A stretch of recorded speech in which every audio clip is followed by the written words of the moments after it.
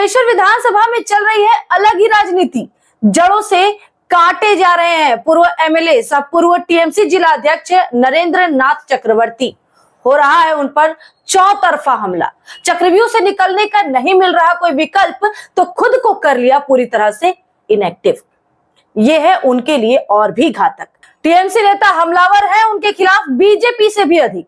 तो आज होगी चर्चा उसी राजनायक की जिसने बनाया था कोयलांचल में अपना साम्राज्य, जिसके इशारे पर चलता था प्रशासन, दिशा बदलती थी राजनीति। आप जुड़ चुके हैं आर्थिक धारा के साथ। अभिवादन स्वीकार कर श्वेता का चैनल को सब्सक्राइब कर लीजिए अगर चैनल पर नए हैं तो। फिर लौट कर विवेचना की ओर बढ़ते हैं। सारा पश्चिम बांगला जे उन्नयনের ধারা আমরা সেই ধারার পরিপ্রেক্ষিতে আজকে যাতে উন্নত থেকে উন্নতর হয় সেই জন্য আমরা সবাই মিলে এসে নিজে নিজে সেকশন রিসিভ সেকশনে গিয়ে নিজে নিজে আমরা পদক্ষেপ করতে পারি। पांडवेश्वर से भाजपा विधायक जितेंद्र तिवारी ने चुनाव से पहले किया था दावा, नरेंद्र चक्रवर्ती का राजनीतिक सफाया होना है उनके ही हाथों, क्योंकि ईश्वर ने उनके हाथों में डाली है इसकी लकीर। और हाथ में देखते हैं ना, ये रेखाएं हैं, भाग्य रेखा है, मृत्यु रेखा है, ये तो मेरे हाथ में एक एक्स्ट्रा रेखा है। इस रेखा में लिखा हुआ है कि नरेंद्र चक्रवर्ती ने जो पाप किया है इसके लिए उसको सजा देने के लिए एक अलग से रेखा भगवान ने मुझे दिया है और ये सजा मैं उसे देकर रहूंगा।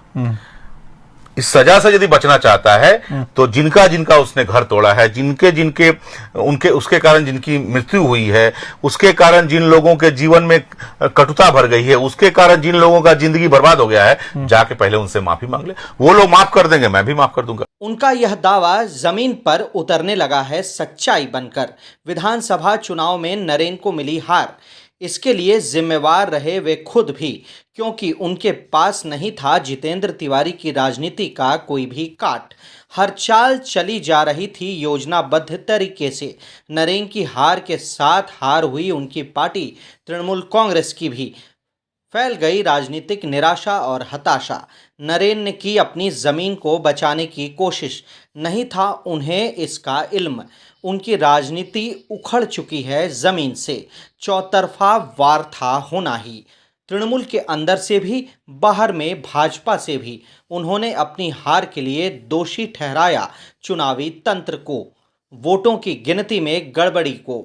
उनके ही दो प्रभावशाली नेताओं ने खोल दिया उनके खिलाफ मोर्चा। पांडवेश्वर प्रखंड अध्यक्ष किरीट मुखर्जी, लाउदोहा के पूर्व प्रखंड अध्यक्ष सुजीत मुखर्जी, दोनों ने दी खुली नसीहत। हार हुई है नरेंद्र के अपने कामों से। पार्टी कर्मियों के हितों में उनका चुप रहना ही है श्रेयस्कर।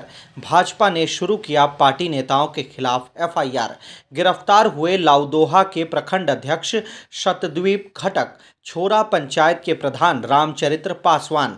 लाइन लग गई नरेंद्र के करीबियों की। मैदान छोड़ पलायन करने लगे उनके योद्धा। राइट हैंड वीर बहादुर सिंह जैसे दर्जनों का हो गया पलायन। टूटने लगे नरेंद्र चक्रवर्ती भीतर से। इसके बाद शुरू हुआ दूसरा चरण।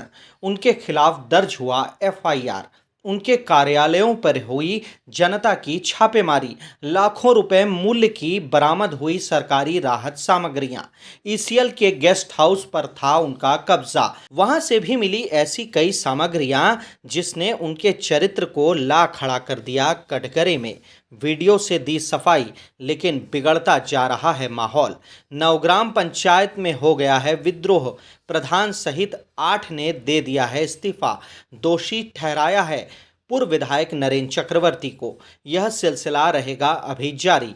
पार्टी में होंगे बहिष्कृत, समाज में होंगे उपेक्षित। चक्रव्यूह से निकलने का नहीं मिल रहा है कोई भी रास्ता नरेंद्र को, तो मोबाइल स्विच ऑफ कर हो गए हैं गायब।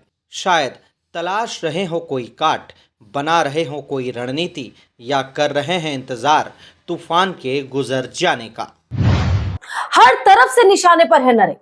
टीएमसी नेताओं को है सीधा संदेश कि निशाने पर रखो नरेंद्र को, पार्टी से पूरी तरह करो अलग, तभी बिना परेशानी के कर पाओगे अपनी राजनीति।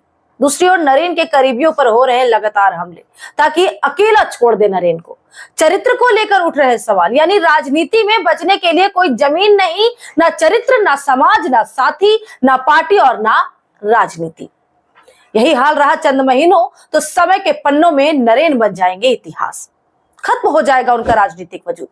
देखना होगा क्या रणनीति अपनाते हैं नरेन।